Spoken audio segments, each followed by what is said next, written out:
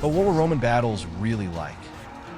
What emotions did the soldiers experience? How much space was kept between the ranks? What were the chances of surviving in the front lines? And how did they manage to fight for hours without rest? After weeks of meticulous research and contributions from hundreds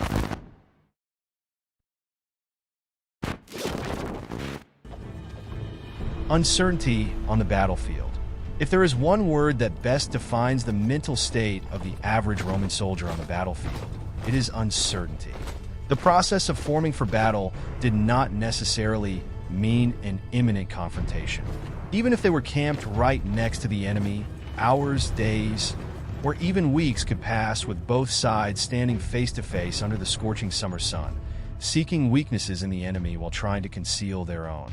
Only duels between champions or small skirmishes would break the monotony of standing in full armor for hours on end. As the day progressed, hunger and the repulsive smell of comrades relieving themselves nearby, with no other place to go, added to the situation. The stress and fear of the battlefield also played a significant role, and soldiers could experience a wide range of symptoms, from violent heart palpitations and a sinking feeling in the stomach to uncontrollable tremors, cold sweats, weakness or muscle rigidity, vomiting, and perhaps most distressingly, involuntary urination or defecation. Only the arrival of night would bring an end to this ordeal, as both sides retreated to their camps, ready to repeat the same process the following day. This was the daily routine for Scipio's soldiers at Ilipa. Wake up, have breakfast, form a battle line, and repeat, while knowing that at any moment, the enemy might do something unexpected or launch a surprise attack. Given this endless uncertainty, the fear and anxiety of being so close to the enemy, it's no surprise that Roman soldiers often pressured their generals to initiate combat and end the tension. However, this rarely led to positive outcomes. General Pompey, for instance, gave in to his soldiers' demands at Pharsalus, where their confidence in their numerical superiority ended in a devastating defeat, the first of his entire career.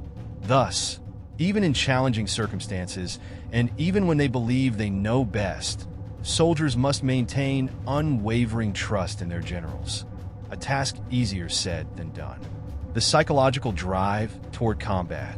When the long-awaited order to engage the enemy finally arrived, it acted as a powerful psychological catalyst, sending the soldiers' adrenaline soaring.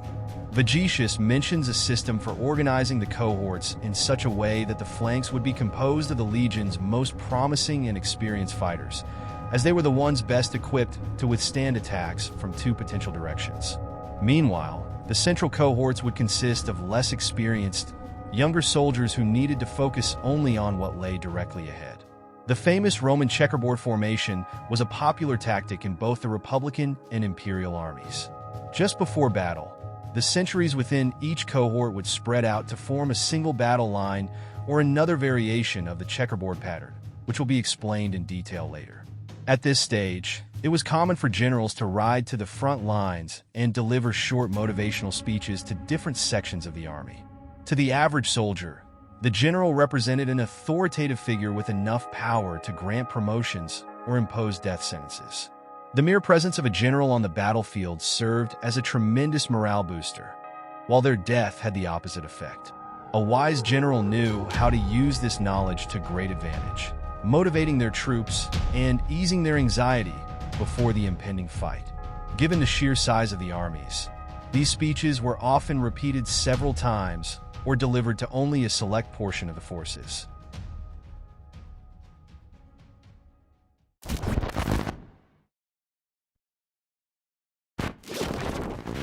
War cries of the Romans and the Carthaginians at Cynocephaly, while the legionaries of Mark Antony, by clashing thousands of swords against their shields, managed to scare off the Parthian cavalry charging at them in 36 BC.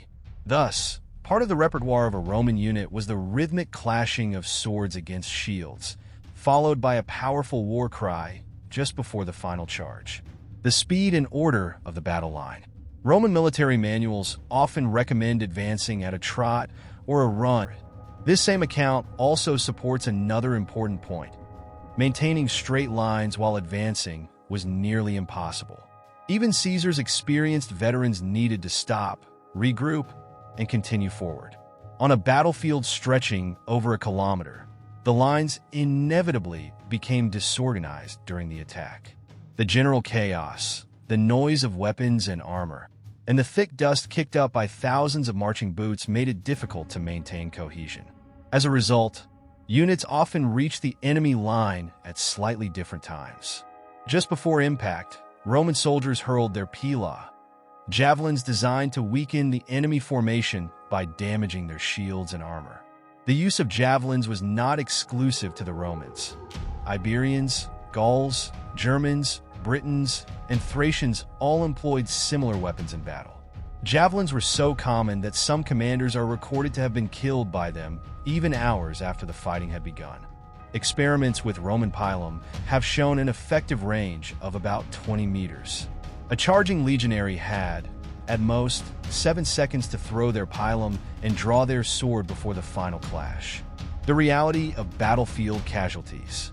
Ancient accounts often exaggerate the casualties suffered during a battle and the retreat that followed.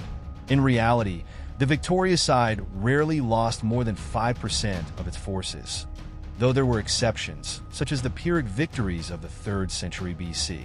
Still, the vast majority of Roman battles align with this general pattern.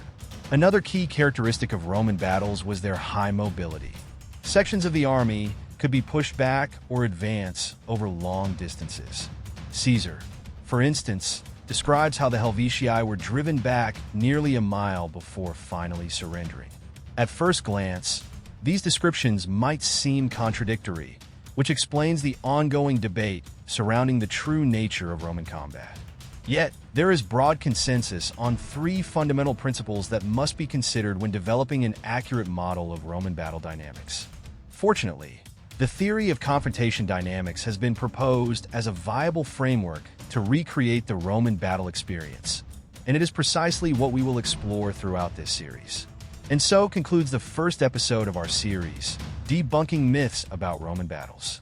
We hope you've enjoyed this deep dive into the true nature of Roman warfare as experienced by the soldiers themselves.